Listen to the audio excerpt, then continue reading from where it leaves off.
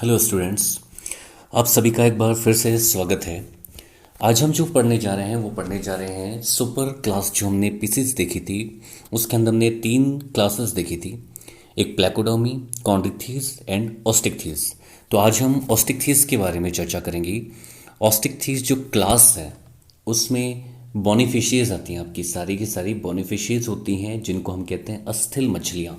अस्थिल मछलियाँ मतलब जो अस्थियों से मिलकर बनी हुई होती है, हड्डियों से मिलकर बनी हुई होती है। इससे पहले हमने कॉन्ड्रिक्थिस पढ़ा था, वो थी आपकी कार्टिलोजेनस फिशेस थी, मतलब जो उपास्थि मछलियाँ थी, उपास्थियों से मिलकर बनी थी।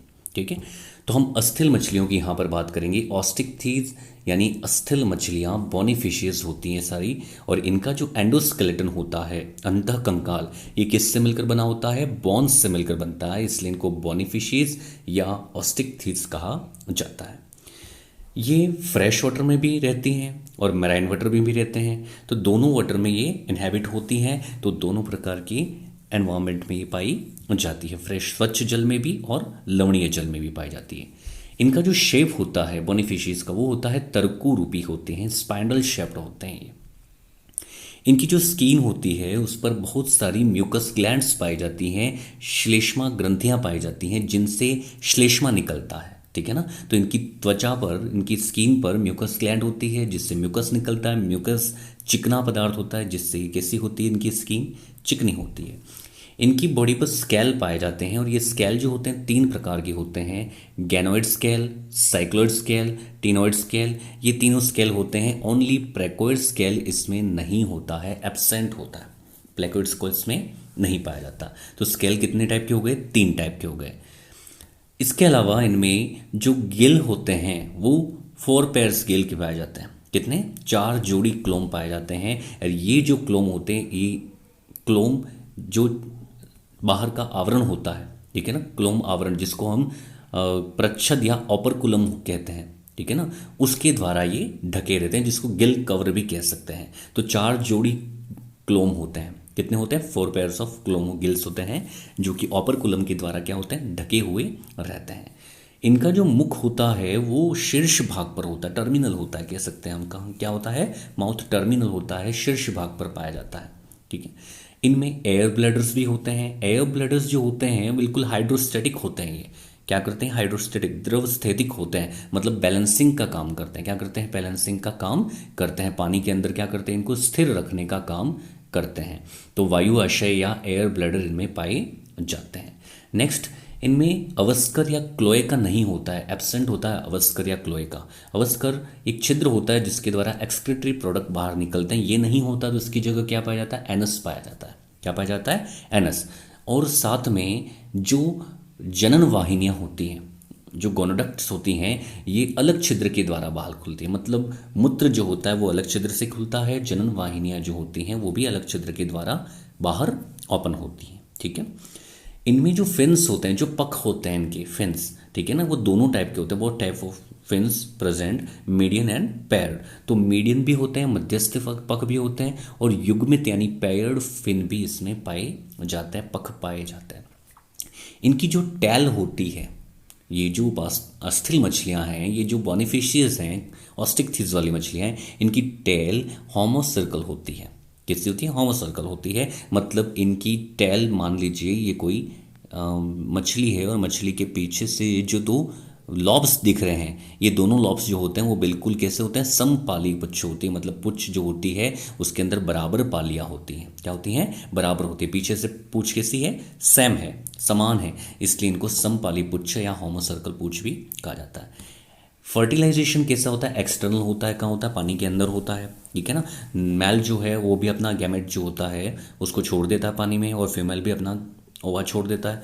और एनवायरमेंट पानी के अंदर ये क्या होते हैं? दोनों के दोनों का फ्यूजन होता है और फर्टिलाइजेशन होता है, उसको कहते हैं एक्सटर्नल। जब फीमेल की बॉडी के बाहर, ठीक है ना, किसी और एनवायरमेंट में अगर फर्टिलाइजेशन हो, ठीक है ना, तो उसको क्या कहते हैं? External fertilization. और फीमेल की बॉडी में हो तो इंटरनल कहते हैं, आंतरिक। उसके अलावा नर मछली में क्लैस्पर नहीं होते हैं। नर मछली जो होती है उसमें क्लैस्पर नहीं होते हैं, ये ध्यान रखना है। क्लैस्पर यानी ये मैथुनांग होते हैं, जो मैटिंग की क्रिया में मदद करते हैं, आलिंगक होते हैं, ये नहीं होते हैं नर मछली में, जबकि हमने देखा था उसमें क्लैस्पर थे कार्टिलोजिनस फिशेस में, ठीक है। इनमें जो लीवर होता है उसके अंदर 3 पालियाँ होती हैं, ट्राइलोब्ड होता है। कैसा होता है? ट्राइलोब्ड, 3 पालियाँ होती हैं लीवर के अंदर। और ये अधिकतर तो कैसे होते हैं? अंडज होते हैं, ओविपेरस होते हैं। लेकिन अंड जरायुज भी हो सकते हैं, ओविविपेरस भी हो सकते हैं, या जरायुज भी हो सकते हैं ये, ठीक है ना। तो अधिकतर मोस्टली तो क्या होते हैं? ये अंडज होते हैं, अंडे देते हैं, ठीक है। इनका जो हार्ट होता है वो 2 चेम्बर्ड होता है। कैसा होता है? 2 चेम्बर्ड हार्ट होता है इनका। इसमें से एक तो होता है आलिंद, दूसरा होता है निलय। एक ऑरिकल होता है, दूसरा वेंट्रिकल होता है। तो 2 चेम्बर्ड इसके अंदर पाए जाते हैं। साथ में ये कैसे होते हैं? असमतापी होते हैं, मतलब इनके टेम्परेचर जो होता है बॉडी का वो कभी भी एक जैसा नहीं रहता है। टेम्परेचर क्या रहता है? परिवर्तनशील रहता है। कैसा रहता है? परिवर्तनशील। साथ में कोल्ड ब्लडेड होते हैं। कैसे होते हैं? कोल्ड ब्लडेड होते हैं। इसके अलावा एक लिंगी होते हैं, एक लिंगी यूनिसेक्सुअल होते हैं ये, यानी सेक्सेस क्या होते हैं? सेपरेट होते हैं, ठीक है। नर में नर का, मादा में मादा का सेक्सेस पाया जाता है, लिंग पाया जाता है। तो लिंग क्या होता है? पृथक होता है, अलग अलग होता है। परिवर्धन, डेवलपमेंट जो होता है वो कैसा होता है? डायरेक्ट होता है। क्या होता है? डायरेक्ट होता है। और ये पिछली क्लासेस में बता चुका हूँ डायरेक्ट और इनडायरेक्ट क्या है। एक्सक्रीशन जो होता है, उत्सर्जन, वो कैसा होता है? यूरियोटैलिक होता है। कैसा होता है? यूरियोटैलिक। मतलब ये किसका एक्सक्रीशन करते हैं? एक्सक्रीटरी प्रोडक्ट के रूप में क्या त्यागते हैं? तो वो त्यागते हैं यूरिया। यूरिया त्यागते हैं तो इनको कहते हैं यूरियोटैलिक। यूरिक एसिड त्यागते हैं तो यूरिकोटैलिक कहते हैं। अमीनो एसिड त्यागते हैं तो अमीनोटैलिक कहलाते हैं, ठीक है। तो अलग अलग ये एक्सक्रीटरी प्रोडक्ट के आधार पर नाम थे।